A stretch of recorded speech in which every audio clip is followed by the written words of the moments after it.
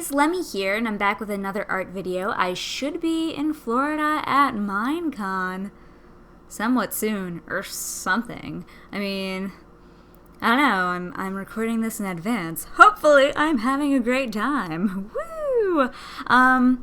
So this is the coloring of last week's picture of Team Rocket from Pokemon.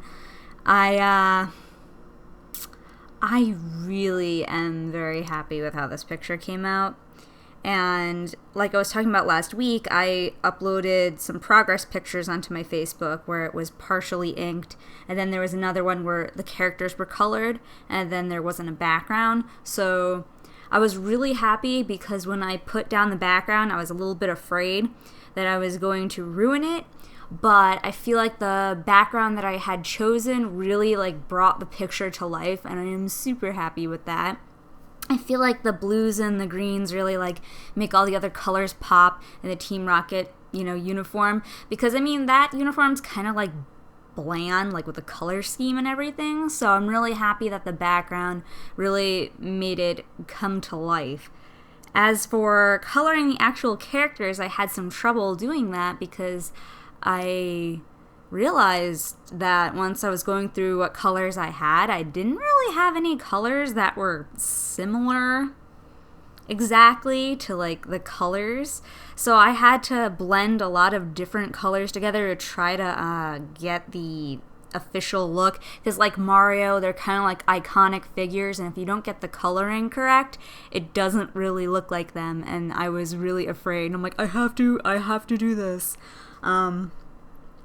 One thing, I was really terrified when I started coloring Jessie's hair, because I used cerise or something, the color, it's a pink, and it came out of the marker this radioactive pink, and you'll see it when we get to that point. You'll see the horrible pink mess, and you'll be like, oh my god, that looks awful. It was terrible. And I was like, oh goodness, it's over. I just ruined this picture. And, but when it dried less radioactive, but still really bright. And I had to use a bunch of other colors to try to tone it down. And at the end, I think I was able to save her hair, and I was really happy with how it came out. But for a while there, I was really freaking out. I was like, oh my god, it looks so bad. And then I used a lighter pink to go over the highlights so it wouldn't be as harsh. And then when I put that light pink down, it mutated the radioactive pink into this really bright, light radioactive pink highlight thing. And I was like, oh my gosh, this is awful. It was scary. At so many points, I was like, oh my god, I ruined it. Okay, I ruined it. Okay, I ruined it. It was very stressful. And the black part of Jessie's shirt, I wanted to do some shading, but I couldn't really get to that part because it was so tiny, and I ended up coloring it mostly black, and I was like, oh, there's not really much shading in here. This is sad. So there were some moments where I'm like, oh, this is just not going right. But in the end, I was really happy with how it came out, especially with Meowth. He looks really cute. And he was a character I never, really liked when I was younger. I liked him with Jessie and James, but I didn't really like him. If it was just him, I'd be like, nah. Because Jessie and James really made it for me. But now that I'm older, I find that I appreciate him more. Maybe it's because I have cats of my own now. I don't know. But yeah, I promised some of my friends that I would do my little Pokemon rant. So prepare for a little rant right here. So I prefer the first generation of Pokemon because that's what I grew up with. It was the first 150. And I remember Professor Oak telling me, Lori, I was like, yeah, Professor Oak. And he's like, you need to discover all these Pokemon in this region, in this Pokedex, and I am giving you this Pokedex, and this is all up to you, you little 10-year-old or whatever I was. He's like, the whole region just depends on you. You have to do this. I was like, okay, Professor Oak.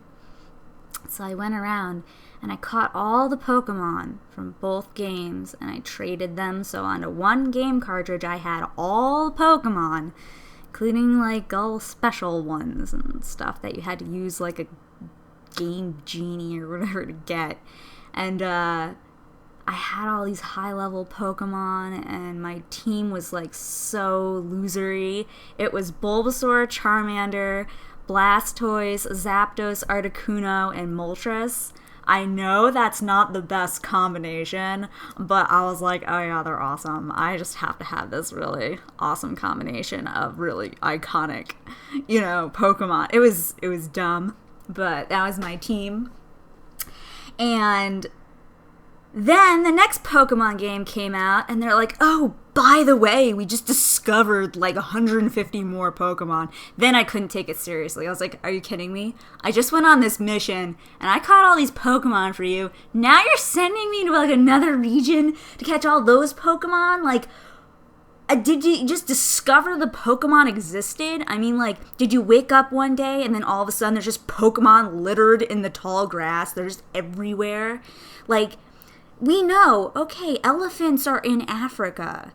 Do I need to go there with my Pokedex to prove to you that there's like an elephant in Africa? Like, do I have to show you what a zebra is? Like, what is the purpose? I don't really understand the purpose. It's like, okay, I just had a revelation. Noah's Ark is Pokemon.